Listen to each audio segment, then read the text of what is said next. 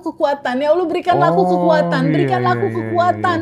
Ya semesta membalas doa dia dengan memberikan orang-orang yang ngeselin, yang nambah dia jadi kuat gitu. Kita nggak perlu susah-susah mikir manifestasi itu apa. Lihat aja realitamu, itu manifestasi batinmu.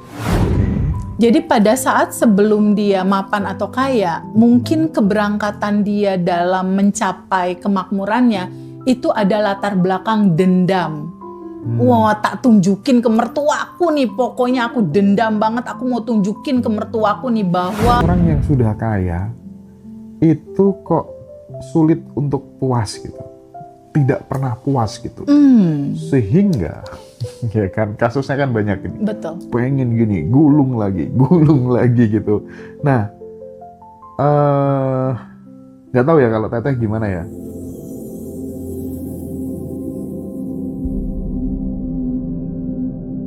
Nah, sekarang kembali lagi soal tadi ya. Terkadang orang yang sering tersakiti itu justru menimpa orang-orang yang sebenarnya dia itu tulus. Tidak sedikit loh, orang tulus tapi dia tersakiti gitu. Orang tulus tersakiti. Nah, ya kan. Nah, kira-kira ini nih gimana gitu? Apakah karena memang belum matang, tulusnya itu masih sebatas jadi batas sering jadi luka aja, bukan tulus yang memang bisa berasal jadi dia dari salah, sebuah bisa jadi dia salah kesadaran. ucap, Mas. Gimana tuh? Bisa jadi dia salah ucap, ya Allah berikanlah aku kekuatan. Ya dengan ya Allah berikanlah aku kekuatan, ya Allah berikanlah aku kekuatan, berikanlah aku kekuatan. Ya semesta membalas doa dia dengan memberikan orang-orang yang ngeselin, yang nambah dia jadi kuat gitu. Bisa jadi ya. Atau ya Allah berikanlah aku kesabaran, berikan kekuatan gitu. Atau intinya ginilah, realita kehidupan kita tuh cuma cerminan kayak gini aja lah. Semua apapun yang terjadi di dalam pantulan cermin ini menggambarkan isi daleman batinmu. Kalau masih disakiti berarti ada yang masih belum selesai, gitu aja udah. Ada yang masih belum selesai kamu terima, kamu rasakan, kamu sadari, kamu rasakan total, itu ada yang belum selesai berarti. Kamu masih ada yang ngeganjel gitu, masih ada trauma, ketakutan, kebingungan, kecemasan, masih ada itu. Nah, ini nih, ada kemarin tuh yang tanya, Mas sebenarnya waktu yang paling tepat untuk belajar ilmu-ilmu pengembangan diri itu kapan? Ya, aku jawab, yang terbaik ya sejak muda. Makanya saya selalu mendorong ya, teman-teman kalau misalnya bapak ibunya kan sudah sering ikut acara-acara di Ngaji Roso, kalau bisa bawa anak gitu, pas reuni ya, bawa anak, itu menurutku adalah investasi yang real, yang nyata gitu. Minimal si anak itu sudah punya data, oh aku sudah berkumpul dengan orang-orang milioner misalnya, ya kan. Ketemu sama tokoh-tokoh bilioner kan. Ini kan akan memunculkan sebuah kepercayaan diri yang di atas rata-rata bagi si anak. Betul, dan itu terekam, Mas. Nah, substansinya adalah ketika anak-anak kita diajak ke satu momen tertentu, dia amazed melihat situasi, ruangan, dan lain-lain, kan matanya melihat, telinganya mendengar, kayak hatinya Sarai merasakan. tadi malam ya? Iya, kayak Sarai tadi malam. Itu semua terekam di tubuh dia. Makanya dia selalu bilang, Sarai selalu melihat Mimi, sadar nafas syukur. Sarai selalu melihat, dia merekam. Rekaman itu ya tersimpan gitu. Yang kita butuhkan adalah bagaimana kita memberikan data yang terbaik di tubuh anak-anak kita. Karena data-data itu menjadi program. Program di tubuh anak itulah membentuk realita. Kenapa membentuk realita? Kan tadi ini tadi, Mas, konsepnya. Data itu terekam di batinmu. Kehidupan cuma seperti cermin. Jadi kehidupan ini sebetulnya itu sebuah gambaran pantulan batinmu, ya kehidupan ini gitu. Jadi kalau kita mau bicara masalah manifestasi, Mas Hendra, manifestasi itu kan artinya perwujudan. Jadi manifestasi dari diri Mas Hendra, yaitu ada Ngaji Roso, ada Habib, ada istri, ada anak, itu manifestasimu.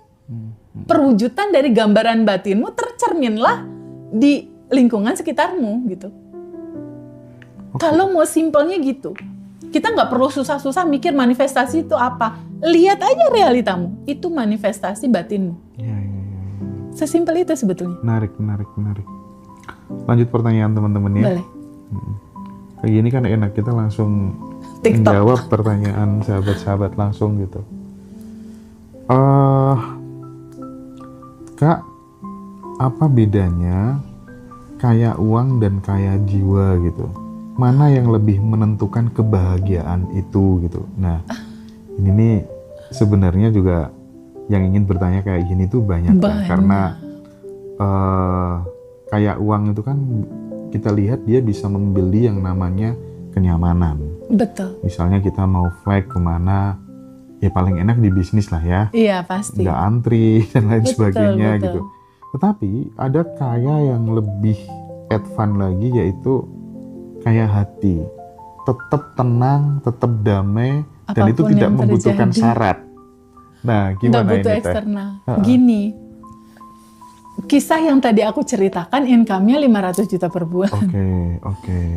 Tapi dia tetap merasa ada kekosongan di dalam diri dia. Jadi yang namanya kaya harta, ya mungkin itu perlu. Tapi bukan itu esensinya. Karena kehidupan ini adalah tentang rasa.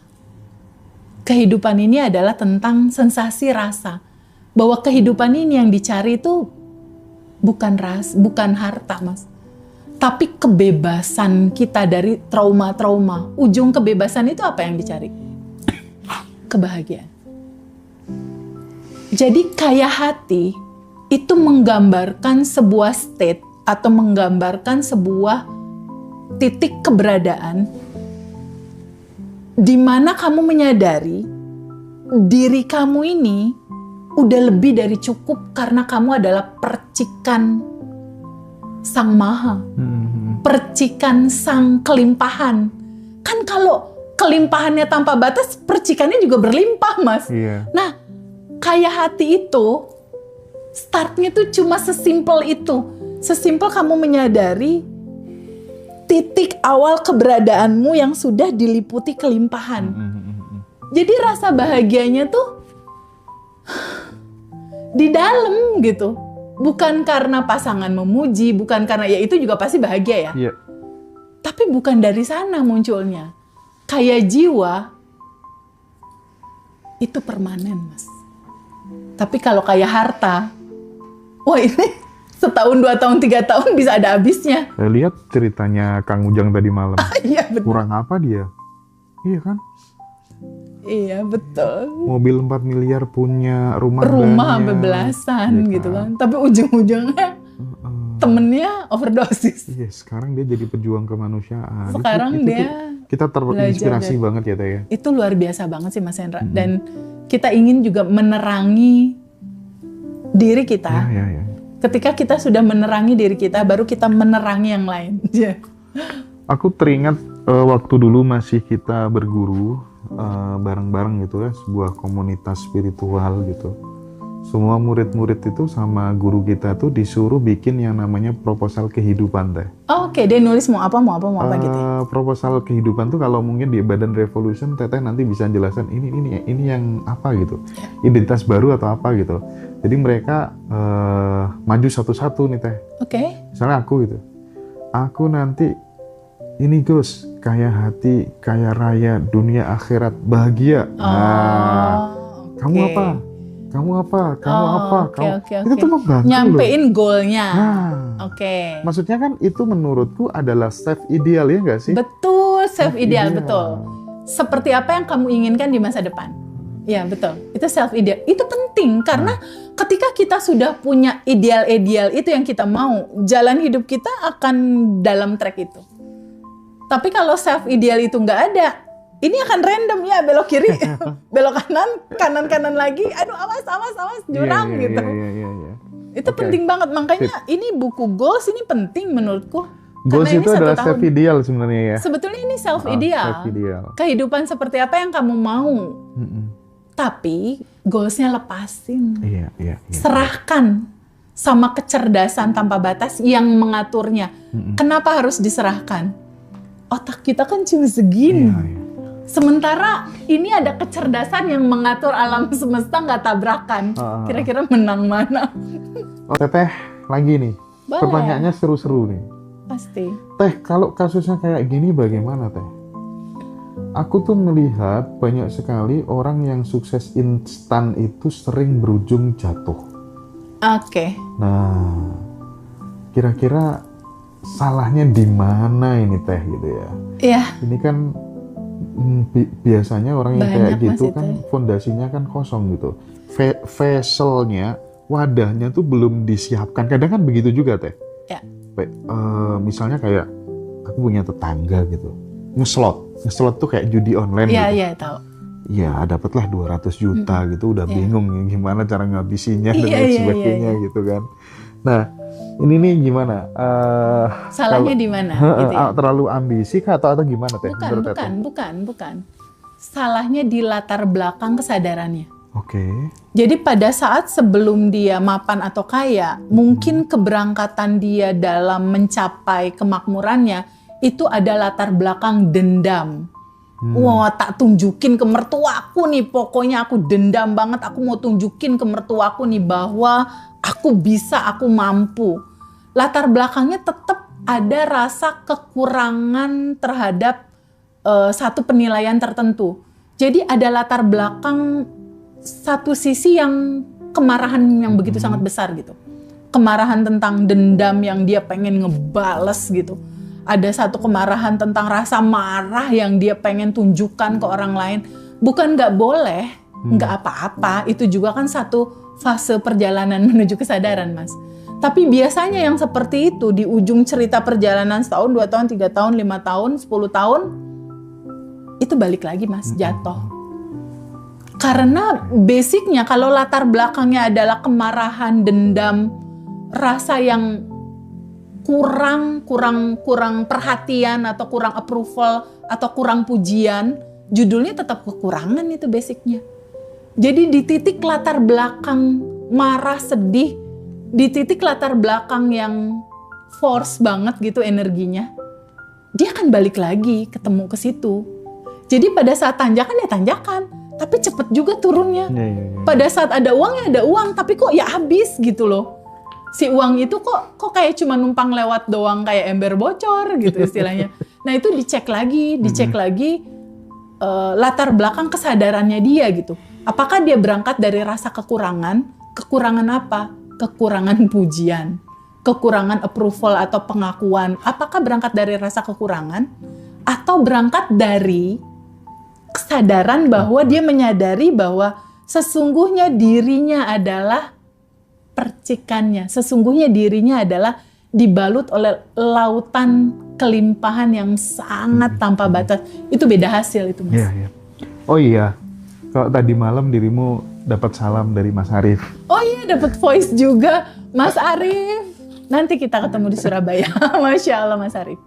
Bukunya kamu baca, Teh? Aku baca bukunya, tapi belum selesai. Karena kan tebel sekali. Tebel. Tapi enak ya? Holistik. Aduh, Keren itu ya? gini ya, Mas. Tahun 2019, pada saat aku kena masalah Harley Davidson, aku membeli buku Kitab Vibrasi. Kitab Ilmu Vibrasi. Kitab Ilmu Vibrasi. Dan aku mengenal Mas Arief RH lewat bukunya terlebih dahulu. Jadi pada saat aku baca, gila ini orang. 2019. Oke. Dan saat itu aku cuma mikir, the power of whispering. Hukum apa ya?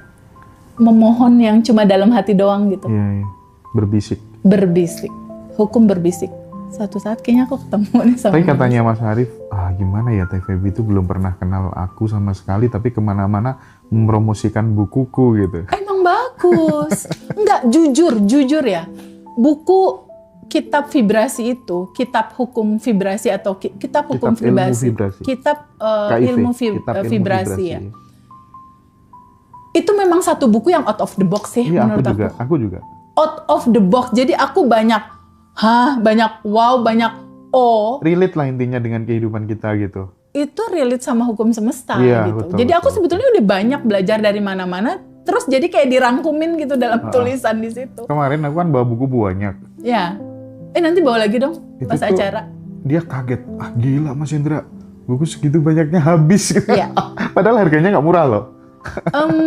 Maksudnya bagi pemula Iya. gitu nggak murah itu. Ketika nilai value di dalam buku itu luar biasa, dia akan menemukan frekuensinya sendiri itu Iya buku. sih, bener sih, bener. Dan untuk value buku seperti itu, sebetulnya itu value udah nggak kelihatan lagi sih. Belinya di Mbak Dara tuh teman-teman. Betul, Itu banyak keren yang banget. cek. Ada 2 buku, ada Gimana buku belinya? kitab ilmu vibrasi, ada lagi Holistic Life. Holistic Life. Wah itu keren banget, keren banget. Aku belum selesai bacanya, jadi aku belum Iya. bisa cerita secara utuh. Nanti aku cerita. Nah, kita lanjutkan ya. Atau teman-teman yang ikut reuni nanti bisa beli di offline, beli di sana aja di Surabaya.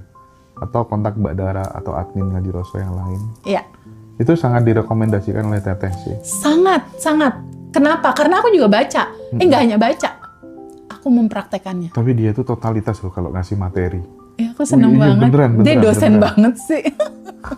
Cara neranginnya dosen banget. Iya, Terus iya. lost doll juga. Nggak ada yang ditutupin juga sama Mas Arief. Itu kelas Lost vibrasi. doll udah. Kelas vibrasi ya. Dari awal sampai akhir. Iya, Itu kan nggak murah. ya. Itu tuh sekarang di breakdown, dibuka semua di Ngaji Roso sama dia. Masya Allah. Dan itu ringan aja dia nyeritain. Iya bener. Dibuka semua di Ngaji Roso keren, sekarang. Keren. Top sih Mas Arief. Thank you Mas Arief ya atas kebaikan hatimu ya. Iya, Nah. aku juga nonton kok kalau ada video-video Mas Arief. Sekarang gini Teh. Kenapa ya Teh? Orang yang sudah kaya itu kok sulit untuk puas gitu. Tidak pernah puas gitu. Sehingga ya kan kasusnya kan banyak ini. Betul. Pengen gini, gulung lagi gitu. Nah, nggak tahu ya kalau Teteh gimana ya. Kalau aku mungkin karena hidupnya dibandingin sama orang lain kali ya. Kalau Teteh gimana? Di titik kehidupan aku yang sekarang. Di titik kehidupan aku yang sekarang, aku punya beberapa goals sih Mas. Ada beberapa goals. Tapi goals yang aku canangkan lebih ke meng-announce materi ini ke begitu banyak orang Mas. Oke. Jadi di titik aku yang sekarang, nilai value itu mengalir datang dengan sendirinya, dan aku ngerasa nggak bersaing dengan siapapun, aku ngerasa nggak butuh approval dari siapapun, aku ngerasa nggak butuh penilaian dari siapapun, aku ngerasa nggak perlu orang lain bilang baik apa segala macam, enggak Mas. Menyadari secara penuh bahwa tugas hidup kita hanya menjadi jembatan kebaikan di mana semua sifat-sifat Allah mau mengalir lewat tubuh ini. Jadi aku sangat percaya di titik kita menyadari itu, fasilitasnya juga disediakan sama semesta. Jadi aku nggak ngerasa harus bersaing sama siapapun, enggak orang. Akulah sumber kelimpahan itu, secara batinku ya. Nah, ini nih, kemarin ada salah satu temen tuh yang sempat curhat. Ya. Kenapa ya kita itu kadang kok merasa tidak dihargai, itu sumbernya dari mana gitu ya. Oke. Kalau Abah saya itu kan, kenapa Abah dirimu nggak takut ngomong kayak gini? Ya karena aku merasa nggak ikut punya diri gitu ya. Oke. Nah, pada saat kemudian kita itu belum bisa menerima dan mencintai diri kita sendiri secara utuh gitu Teh. Ya. Konsekuensi logisnya kan muncul tadi tuh. Betul. Itu nggak usah jauh-jauh lah. Aku pun juga sama. Teman-teman yang lain pun juga kadang mengalami hal itu gitu. Tapi kan kita, oke lah ya, kita akui kita masih berada di fase itu. Gitu Ya, kan. nggak apa-apa, Iya. nggak apa-apa. Sebetulnya masih ada di fase itu nggak apa-apa. Karena kan kehidupan ini berjalan dalam pertumbuhan kesadaran yang lebih baik lagi, lebih baik lagi, lebih baik lagi, lebih baik lagi. Jadi si kesadaran itu terus terupgrade gitu loh Mas. Nggak apa-apa kalau masih dalam fase itu, nggak apa-apa. Karena kan memang masih harus bertumbuh di dalam proses itu. No problem. Tapi kalau boleh ya, aku menyampaikan gitu ya. Izinkan kamu tahu satu sisi kalimat yang seru gitu. Kenalilah dirimu, maka kamu akan mengenali Tuhan. Ini kalimatnya simpel banget loh. Kenalilah dirimu, maka kamu akan mengenal Tuhanmu. Dan ketika kamu sudah mengenal Tuhanmu, kamu pasti ngerasa zolim. Maksudnya apa? Ketika kamu mengenali diri, jadi untuk mengenal Tuhan tuh harus ketemu diri dulu. Jadi ternyata diri kita ini kan percikannya yang segalanya tuh udah ada dan tersedia. Kita diliputi oleh kelimpahan yang tanpa batas. Sebetulnya berhenti di titik itu untuk merenung, tenang, damai. Tenang aja di dalam judul itu. Itu tubuh kita kan pelan-pelan rileks, Mas. Tubuh kita rileks, di titik kita tenang, frekuensi tubuh kita masuk ke alfa dan theta. Di titik tubuh kita tenang, tubuh kita di frekuensi alfa dan theta, tubuh kita selaras sama sang sumber. Di titik selaras sama sang sumber, itu intuisi, ide-ide, kesempatan ngalir sendiri, Mas. Jadi sebetulnya nggak ada yang kamu butuhkan di luar sebetulnya ketika kamu mau duduk, tenang, melihat keberadaan dirimu yang sebenarnya siapa. Karena jalan solusi itu titiknya itu. Kesadaran tentang siapa kamu sebenarnya. Tapi kalau di titik sekarang, Teh Feby aku masih belum berlimpah, aku masih ada hutang, aku masih ketakutan, aku masih kebingungan, masih kecemasan. Nggak apa-apa. Yang penting kamu sadar. Masalahnya kan kalau nggak sadar. Iya. Yang penting kamu sadar, kamu masih di fase itu. Ketika kamu sadar kamu masih di fase itu, pertanyaan berikutnya, mau tetap di situ atau mau geser kesadaran? Gitu doang kok. Iya. Orang permainannya cuma gitu. Kemarin aku seneng banget ya, ada peserta private online, Mbak Dara kasih tahu umur 33 tahun, belajar nih. Pas sudah belajar, bab 1 kaget dia. Oh, ternyata aku ini. Bab 2, oh cara kerjanya semestanya begini. Bab 3 masuk rilis dan lain-lain. Ujungnya dia cuma bilang gini, ketawa dia. Kenapa kamu ketawa sayang? Oh jadi gini Teh cara mainnya. Cara mainnya kayak gini Teh. Cuma nge-set up rasa di sini doang Teh. Ini permainan yang asik Teh. Iya. Jadi kan ini cuma cerita hidup ini hanya permainan dan senda gurau belaka. Di surat apa itu? Al-An'am. Diceritakan hidup ini hanya permainan dan senda gurau belaka. Kalau permainan itu kan ada aturan mainnya, Mas. Iya. Ayo kita pelajari aturan mainnya. Oh ternyata diri kita sejatinya ini. Oh kamu berkelimpahan. Oh ternyata aturan mainnya kayak cermin cuma mantulin. Oh oke. Berarti yang ada di dalam seperti apa yang ada di dalam, seperti itulah yang di luar. Kan cuma simpel kayak gitu. Terus cara mainnya ya udah. Kalau kamu menginginkan sesuatu realita terjadi dalam kehidupanmu, wujudkan dulu rasa itu di ranah batinmu. Ketika di ranah batinmu sudah tercipta, dia pasti memantul dalam realita. Jadi, sebetulnya Mas Hendra, kitalah yang menciptakan realita kita. Iya. Kitalah yang menciptakan realita kita. Lewat apa? Semua data di batin. Kitalah yang menciptakan realita kita. Coba Mas Hendra sadari sebentar. Ini Mas Hendra nih punya realita seperti ini. Yang nyiptain siapa? Ranah batinmu. Lewat apa? Pasti sebelumnya pernah dipikirin. Yang kayak gini-gini. Pasti sebenarnya pernah dirasakan. Pasti sebenarnya pernah disyukuri. Kitalah yang menciptakan itu Kalau semua. katanya Bosman, manusia adalah pencipta kedua setelah Tuhan, co-creator to God gitu. Betul. Jadi mind is creating gitu ya. Iya. Pikiran itu mencipta gitu. Betul. Salah satunya itu. Allah mencipta grand design besarnya, Mas. Iya. Besarnya itu maksudnya apa? Kalau kamu makan cabai kebanyakan, takdirmu sakit perut. Gitu. Grand design besarnya itu diciptakan memang. Kalau kamu makan lemak kebanyakan ya udah penyumbatan Iya. pembuluh darah gitu istilahnya. Aturan mainnya dibikin dulu seperti cermin.